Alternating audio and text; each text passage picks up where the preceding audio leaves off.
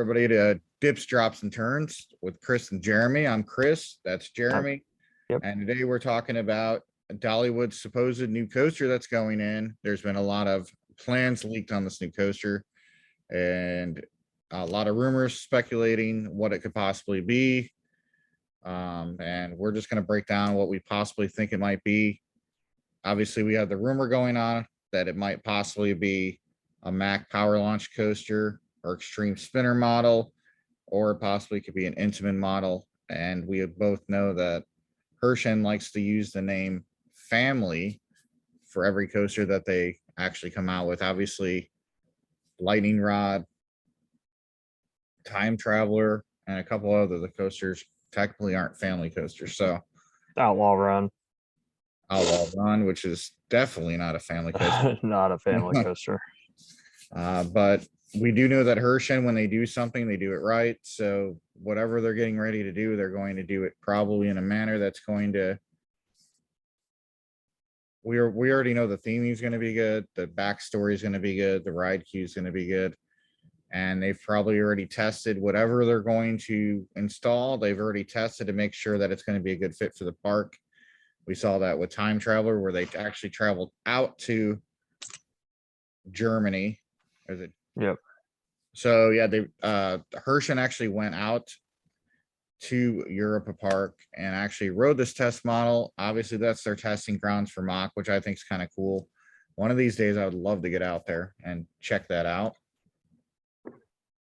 And yeah, looks like it's going to be a pretty good coaster. I could definitely see this possibly maybe beating out Time Traveler. I'm not sure. I haven't really looked at the overlay of it to see how it compares to Time Traveler.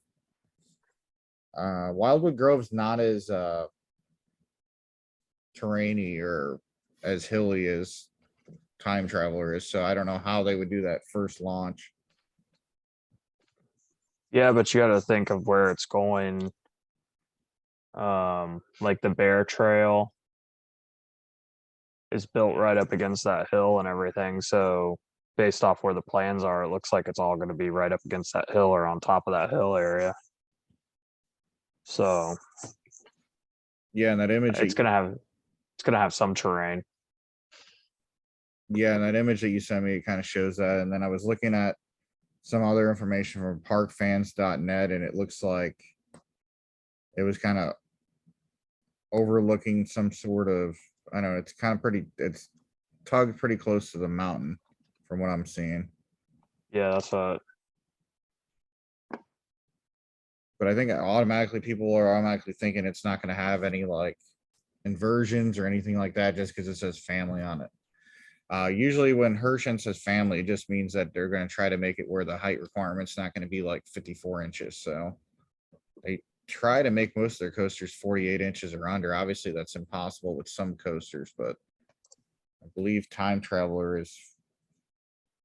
What is Time Traveler? So let's look that up real fast for you. Yeah, you're right. So yeah, Time Traveler is 51 inches. So it's just below that 52-inch threshold. I don't know. Herschend's really funny with the verbiage that they use. I think they try to hide a lot of their things. We already knew that they were expanding Wildwood Grove. It was the question was when are they going to expand it? And I think originally the plans were probably to build this year, but I think they were put on hold for a year because of COVID. And I know there's a lot of issues with shipping from over in Europe over to the United States. So I think that might be part of the delay as well. Now that we're seeing kind of a return to that to normal, I think we're gonna definitely. So I just sent you what looks like the layout. It's probably pretty accurate. Oh, is that all the? Is that the dirt area that you just sent? Yeah. So you can see. It looks like the layout probably is pretty accurate to the plans. Oh wow, that's all under construction. Last time I was there, that none of that was going on. I wonder when they started all that construction. Well, that's all Wildwood Grove construction, but you can see where phase 2 would be. So it'd be beyond that fence line area, all that dirt area. would be that back turnaround from the plans. Oh, okay. And Like you in can front, see, and you in can front see of the where that, front? yeah, you can see where that straightaway would be along the back into that building where the indoor kids area is. Okay, yeah, I see what you're talking about. So it makes sense. The plans do make sense to the terrain or to what's undeveloped right now currently, or what's flat or undeveloped at Dollywood right now. Yes. And I'm gonna put up that picture and I'll put up over the map so everybody can see what we're talking about. So you'll see like there's a dirt area that's closest to the camera. That would be where the turnaround and everything's at. And you're gonna see a ride building that's going to be like, and that's the indoor play area that Jeremy was talking about. And that's going to be where that straightaway is at, which we imagine is going to be the two straightaways for probably the launches. And then beyond that is going to be like the first part of that layout. I thought it might be Intamin. I know they haven't worked with Intamin before, but Velocicoaster kind of has that similar layout where you launch out of that station, you have your little go around, but then somebody also decided to show me the Ride of Happiness layout, and it's kind of similar to what this one is as well. So it'll be interesting to see what it looks like. And we all know that it could change. They could, decide at the last minute they want to change the layout and then update it. But if they're a year from now, from pretty much from getting everything ready to go, they're probably going to go with this plan that you guys are seeing on the screen. So it looks Yeah, like, I would say that we probably see footers after the first of the year, if that's true. yeah, Probably in or the first half of 2022. yeah, or they might try to start them now so that they could beat that. Well, I don't know how cold it gets out in Dollywood, but Yeah, they may. I mean, with me being down there in the next few weeks, I'll check out and see if they have any ground movement at all. yeah, I'm trying to figure out what this. So there's like the purple's obviously the station, so these are the different block zones. But I'm looking at the red, so I don't know if that's like another block zone that leads into the. Yeah, I was wondering the same thing. I was wondering if there was going to be kind of like Orion where there's 3 sets, where there's a transfer break and a ready break, because that looks like it's probably a ride shed there where they can put the train away, and that shed, the L shape that's coming off the back end of the or back off of the first set of red coming out of the back end of the station. So it's probably a train shed. So that's probably a transfer track there, and then that's probably a ready set of ready brakes. The Okay, other set of red I see what you're talking about. There's like a little section over there that could be used as a transfer. as a train shed. So this might be a 3 train, at least a 3 train operation, at least. Yeah, I I would bet it is. say It's just at odd to me. least. Well, the thing that's odd to me is that they already have an extreme model, and usually Dollywood and Silver Dollar City usually don't try to copy each other with exact models. So Hmm. that's why originally I thought that it wasn't going to be that. Because yeah, they have a B&M, they have a B&M wing coaster over at Dollywood, but then the one that sits over at Silver Dollar City is a floorless coaster or sit down coaster. I can't remember if it's floorless or sit down. And then even Right, RMC, wildfire. yeah, even RMC, the one's a launch, so it's different, but it is a wooden RMC, obviously. And then Outlaw Runs a full board topper track RMC. RMC. So I guess they do have some similarities. But then you have powder keg though, which is your traditional launch. Yeah, that the weirdest one of the weirdest coasters I've ever ridden. It's fun Yeah, though. I was watching a POV of it the other day, and I was like, that's odd. Yeah, it used to be a water ride back in the day that was converted over to a coaster. But I guess they do have two ride. I mean, they do have a ride that's similar. Obviously, you have Fire in the Hole and then whatever it's called over at Dollywood. which I believe is, what is it called over there? Something dealing with fire or something. Blazing Fury. Yeah.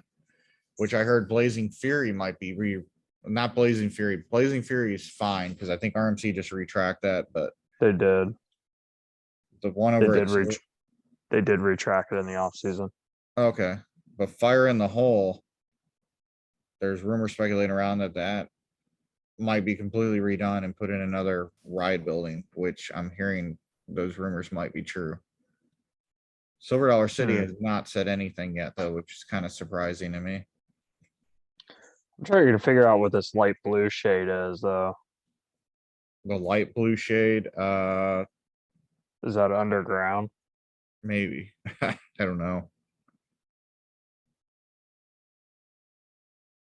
Because it looks like it's almost like a tunnel.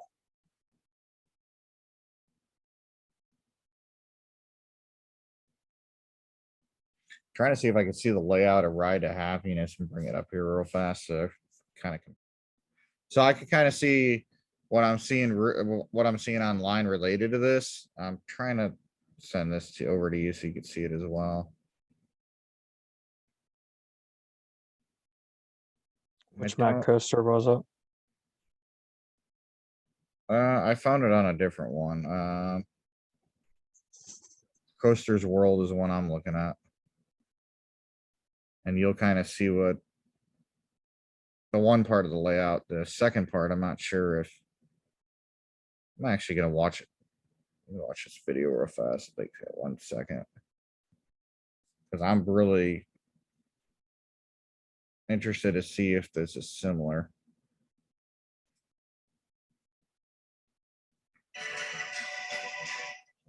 It's all right. We can spend 2 minutes. I'll just edit it out. Playing music. Oh, great. Now this thing's listening to me.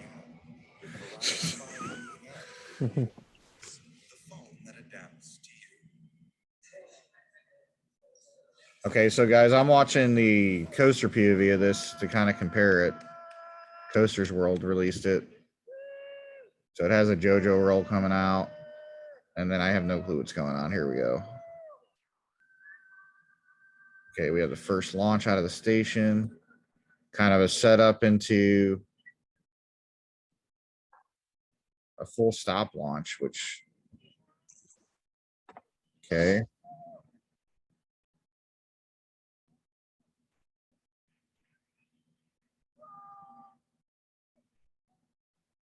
I can't even tell what's going on in this POV. I need like a static POV. There's a couple straight launches that I'm looking at on here. Yeah, this is not, it's kind of similar. It's not the same thing though. But I think that one picture, kind of, that part of the layout's not even the same either.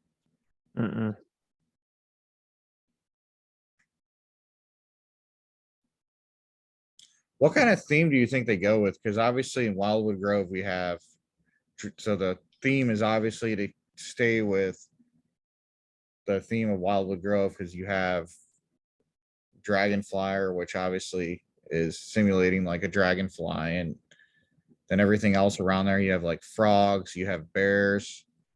So I wonder. I don't know. That's a good question. I mean, her big thing was the dragonfly itself, so it's hard to tell what she'll go with. Yeah, because you got the bears, you got the frogs, you've got the streams going through there, the dragonfly. I don't remember what the name of the ship's called, the swinging ship. I mean, the towers, acorns. Yeah, I don't know. I mean, maybe, I mean, the eagle, no, the eagle, wild eagle, and everything like that. So it's not going to be anything like that. It's any character of that type. So that's a good question. Now watch the Dollywood media department probably pulled a Tony Clark on us and probably already showed us what it's going to be in some preview or something somewhere. You know what I mean? Yeah. I'm actually gonna bring up the screen right here. So we got, this is what I'm seeing on this, what a grove has, and we already have a couple of these animals, but we got an owl, deer, fox, porcupine. It looks like there's an acorn on the ground, a ladybug, and I think there is a lady there. I think there is a ride that's aimed towards ladybugs. And then we have the bear over here. So I wonder, I don't think they would theme a ride to a fox. I'm over here looking up little like the standard animals that are in a grove. Right. Um, this is, see, this is where they get us at because we have no clue what animal they're going to use on. A grove is a small group of trees with minimal or no undergrowth, such as a sequoia. Okay. What fruits grow? Okay, whatever. I don't care about that. Animals in a grove. Animals in a grove. Yeah, I already looked that up. I don't know. What else is native to Tennessee? Because she grew up in Tennessee, so she's going to want something that she witnessed as a child growing up in Eastern Tennessee. So I'm, Yeah. what's the state animal? Maybe it's gonna be deer related. I don't know. Oh, that would, yeah, there's a Like couple. like elk run or That's true. I mean uh maybe it's gonna be something like that. Raccoon is the state animal in Tennessee. That's kind of, oh, it's the official wild animal. I was just gonna say what? Uh, Raccoon. It could be raccoon chase. yeah. Oh, here's the list of Tennessee. The state wild animal is a raccoon. The state horse is a Tennessee walking horse. State bird is a mockingbird. Oh, Raccoons are state animal. That's very interesting to me. the Tennessee, mockingbird might be interesting though. there's a couple articles on here that said that the state needs to look for a different state animal. I mean, That's funny. raccoons are just I guess they would be in a grove. Squirrel. I don't know. Well, we'll ever find out. It'll be themed The to mock the the grove. mockingbird would be though. Oh yeah, The that's mock true. the mockingbird is probably a very good possibility. A very good possibility.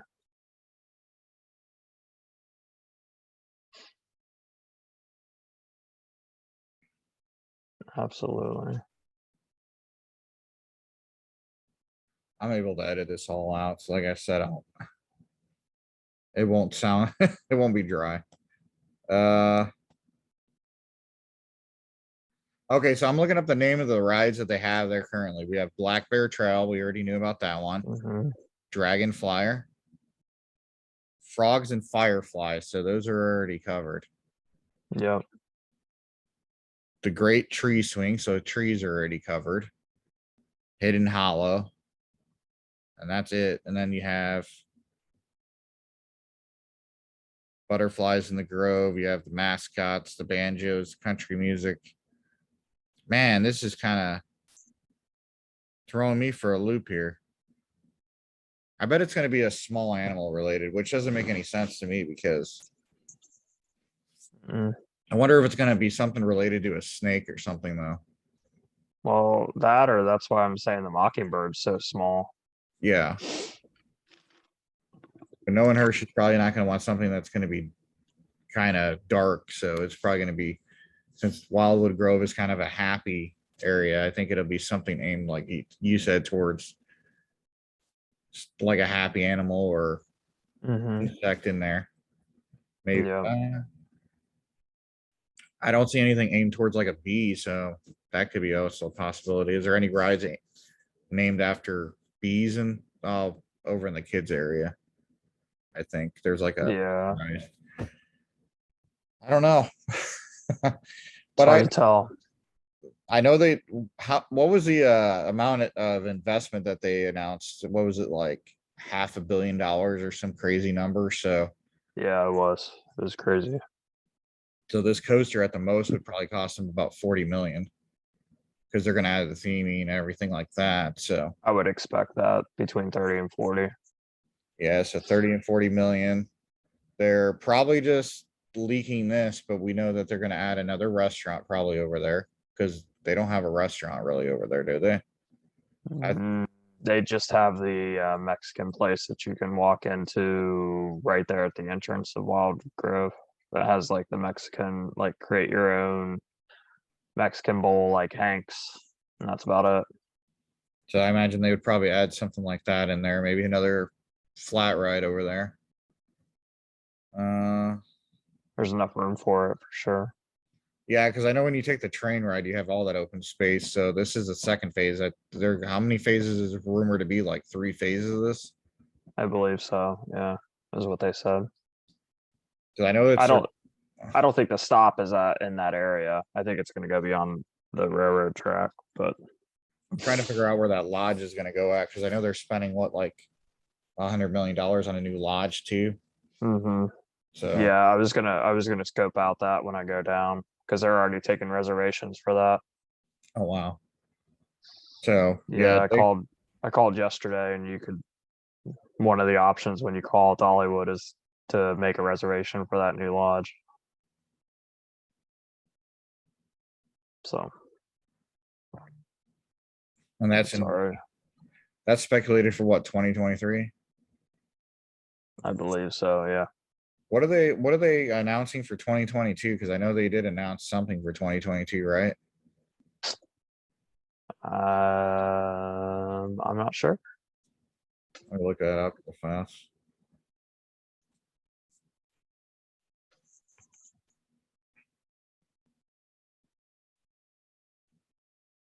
So we know that no two coasters are alike. So we know if Dollywood's going to build an extreme max spinner model, which probably is going to be that because they're reliable. They want something reliable. They're not going to take any risks like they did.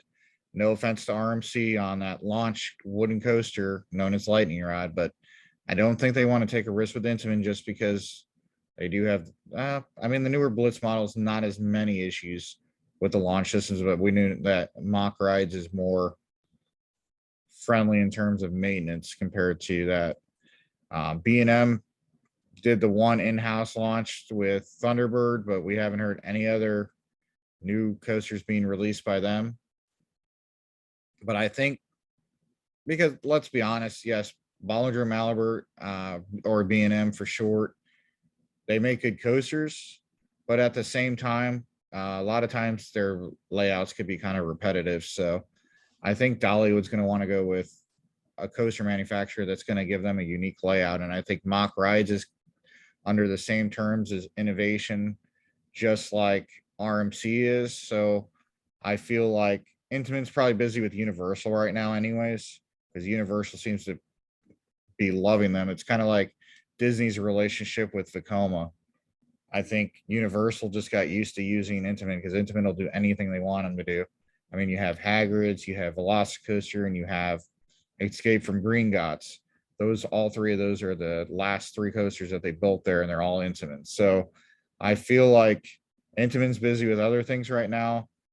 Hershend really liked what they got out of Time Traveler. From what I understand, they love everything about it. The maintenance is easy on it. The crowds love it. It's a unique coaster experience. Obviously, you got that drop straight out of the station, which is close to a 90-degree drop if it isn't a 90-degree drop that throws you off. But it's a shorter layout. I think Time Traveler is only like 2,800 feet or close to 3,000. But this one that Dollywood's building looks like it's going to be well over that. I think you're looking at closer to 4,000 feet long for an extreme model. So I was just looking up. In 2022, they're going to do dining enhancements. The park confirmed in June they would spend $50 million on upgrades to the park restaurants. Hickory House closed in August to receive extensive renovations, and 2 other unnamed restaurants that will be upgraded over the off season. The park will continue in 2023 to offer a brand new restaurant somewhere in the park that's unnamed, which more than likely will probably be Wildwood Grove, like you and I are discussing. Okay. And then I just sent you the picture of the layout of what Screamscape is finding is where they're saying that the coaster is going to go, and there is a pretty decent amount of space still left over after that coaster's put still behind that coaster. So yeah, I would say there's 3 full phases of Wildwood Grove to be done. So it's exciting times, definitely at Dollywood. Especially the fact that they want to invest money. The next question is with all the investments at Dollywood, as the other Hersham parks, how does that affect the other Hersham parks, or will it? Time will tell, I guess. Well, I don't know what their whole I don't know what they were able to gather from the first season over at Kentucky Kingdom, but um I mean, whatever, it was a recovery year, so they might be giving it 2 years before they decide to do what they're gonna want to do with it. But I agree. I think you're gonna see another full transition year at Kentucky Kingdom. I don't think you're gonna see much in the off season there either. Probably I more think dining, maybe more shows. I think they're gonna try to sell off that other park, or it's just gonna strictly become kind of like an animal park. The one that's Wild adventure, yeah, Wild wild Adventures. adventure. I don't think they're really gonna invest heavily in it because Valdosta is like we talked before. Valdosta is in the middle of Orlando and Atlanta, and a lot of people just kind of drive through it. Occasionally, people might stop and spend the night there, but I mean, it's only like 3 hours from Orlando. Most of the time, people are going to drive at least to Atlanta. So I feel like maybe back in the day, that was a nice hot spot in between, back before Orlando had everything that it has now. So I think that's why we're not seeing as much. And from what I understand, their major investments the water park more so than the dry park, which makes Yeah, sense. I didn't know about the park until I was offered those free tickets that you and I discussed about it. Until then, I didn't even know about the park. So, I and I've driven through there since 2010. So yeah, 20, I think it was 20, that's actually 2010. So I would have been around the same time you were there. The only time I stopped there is because I spent a whole day at Disney. So I was coming out of Magic Kingdom and I was traveling back north, and I was too tired to drive to Atlanta that night. So I stopped in Valdosta. I had no clue where I was at, but I did see advertisements for Wild Adventures, which I never heard of up till that point when I was at the hotel. So they don't really market it as well, which I don't even know if they owned it back in 2010, but yeah, I was gonna say I didn't hear about it until late 2019 when we were offered free tickets to go down there. So yeah, because I yeah, remember, it's not marketed that well. well, the rumor was that they were going to build something over there, and then that turned out to be false because they ended up tearing that down. Cheetah or whatever it's called. Hmm. I'm looking up the history of who's owned the park. Cypress Gardens in Winter Haven, Florida owned it in 2004. Um, they filed for Chapter 11 bankruptcy in 2006. 2007, it was sold to the highest bidder, which happened to be Hershey Family Entertainment. So they got it off of a bankruptcy. So they got it cheap anyways. So it's kind of funny. Yeah, The only thing that's weird to me about Hershey, but maybe that's how they keep their brand intact, kind of like what Disney and Universal does, is a lot of people want this ultimate like platinum pass and they don't offer it, but they do offer discounts if you already have one. So I think that's one way for them to keep their brands intact. Mhm. People complain all they want, but people that normally go to parks, like we discussed in another, I think we discussed it in the first podcast we did that was a while back, but people that go to parks tend to be one-time visitors. They go there with their family, they have a budget set, they blow a bunch of money, and they don't care about season passes. I mean, I look back at when I used to go to parks back before you become more well versed about it. I wasn't really concerned about season passes. I'd go to a park Right. once a summer for a family trip, and then I would go back the next summer. And I'd hear people talk about annual passes, but to me, back before I became an enthusiast, it wasn't like at the top of my list. That's how I was with Geauga Lake, for sure. In SeaWorld, Ohio. We would go Yeah. once a year, and that was it.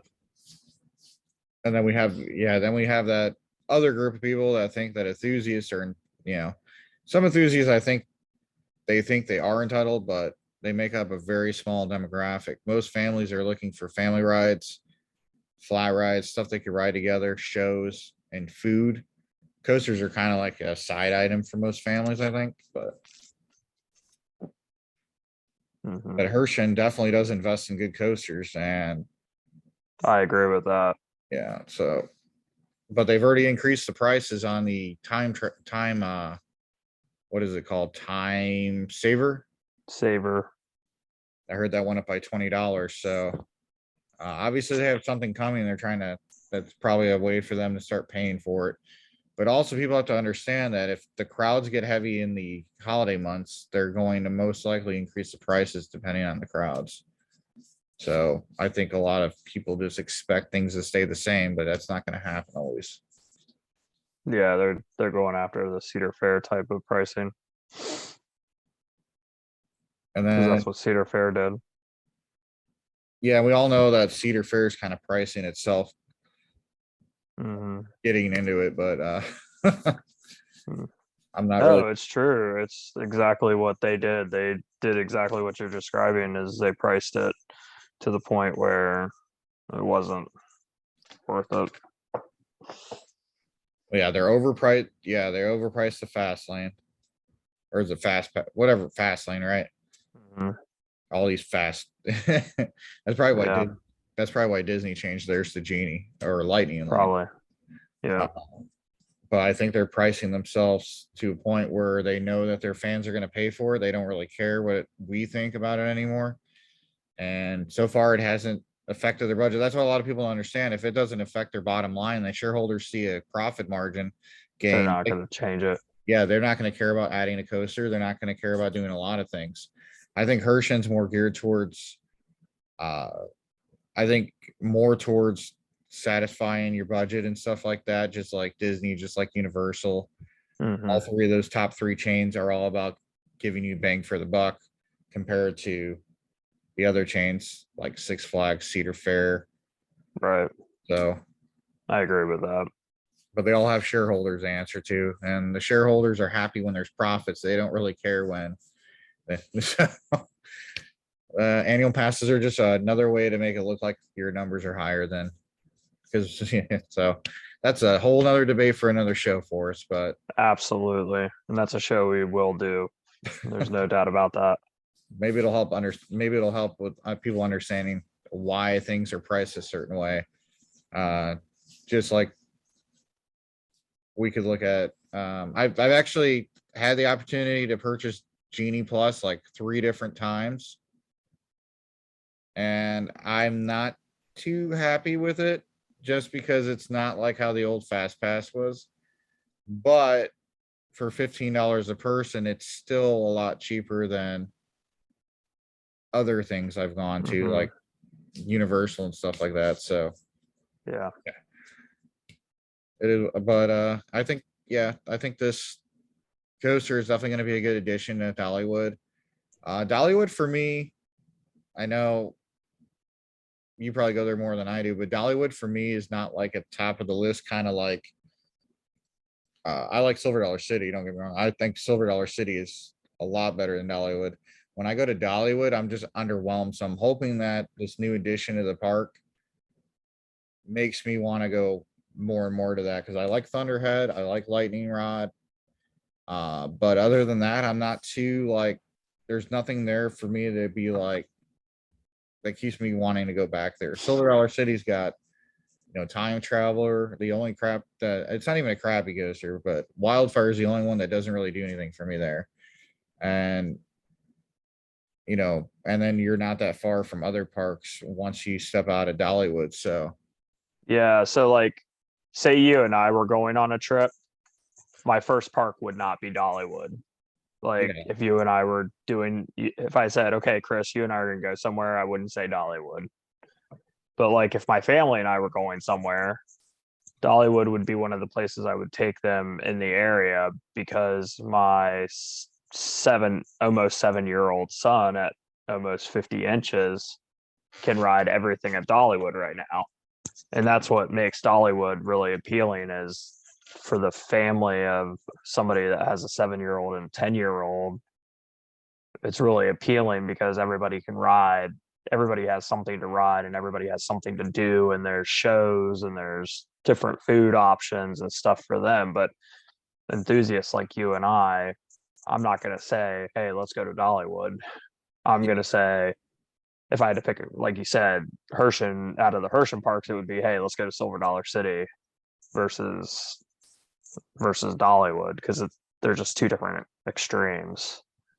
But from a family standpoint, if you're taking younger kids, I mean, Fire Chaser Express, I mean, Fire in the Hole, I mean, there's a ride for every type of enthusiast, beginner to extreme there, all the way up to Lightning Rod.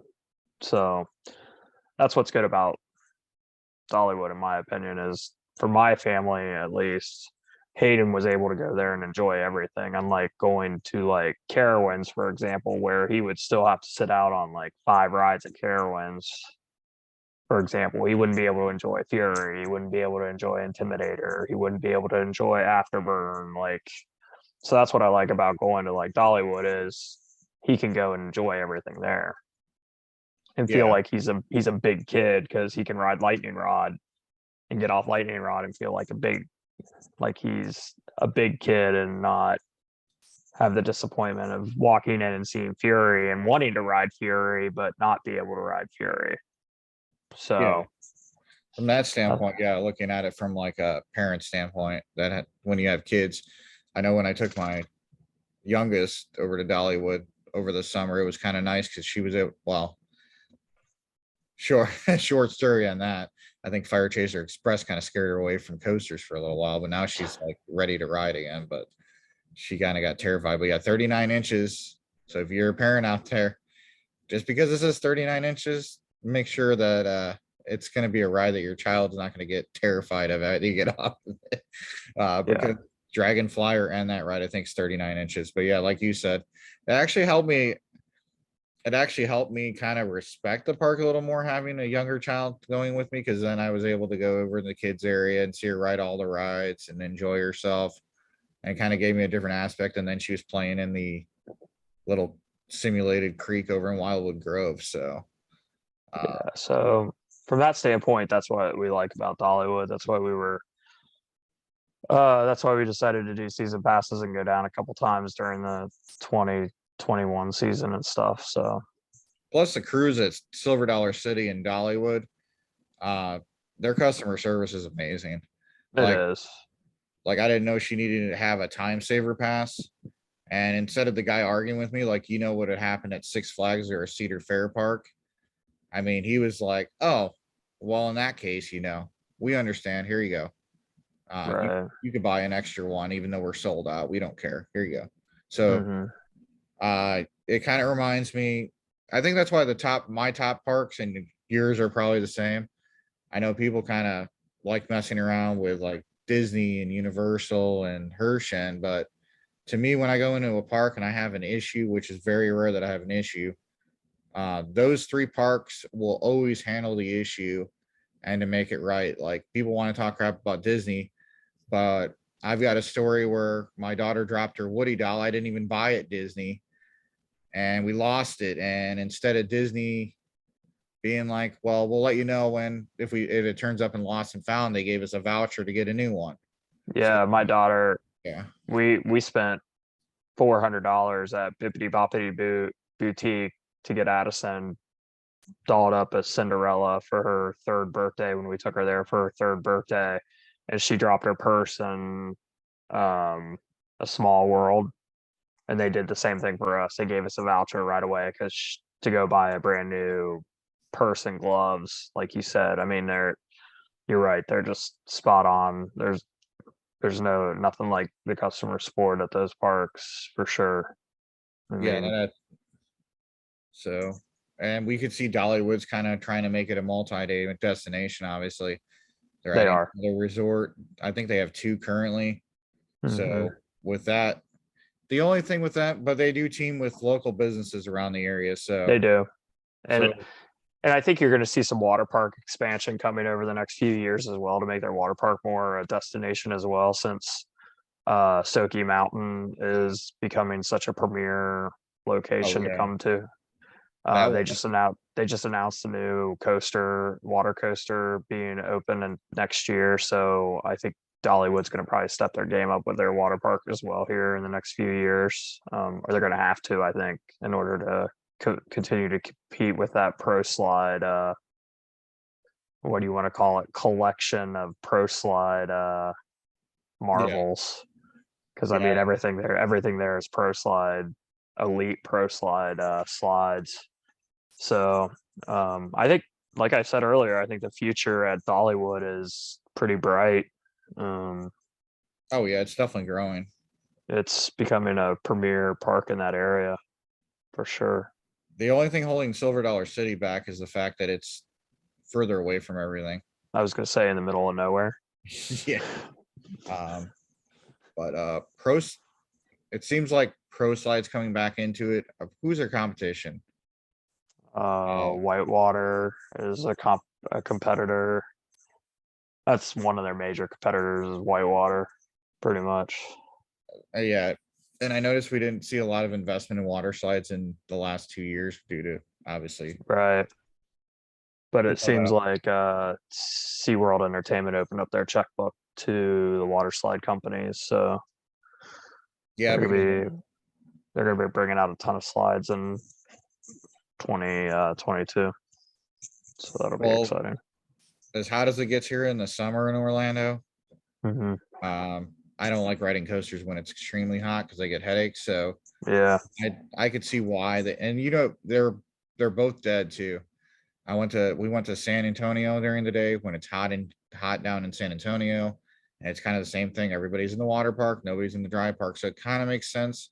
You're kind of seeing that difference in investment. I'm hoping to see some sneak peeks at different water slide technology next week at IAPA. So I'm yeah, really forward to that, and I'm hoping Mock Rides kind of leaks something there. It's kind of weird though. So the initial part's like down here in the bottom right, and then Mock Rides is all the way up in the top left. So I'm gonna have to go search them out too. But Gerschlager's new coaster will be announced next week. We'll go ahead and finish this up.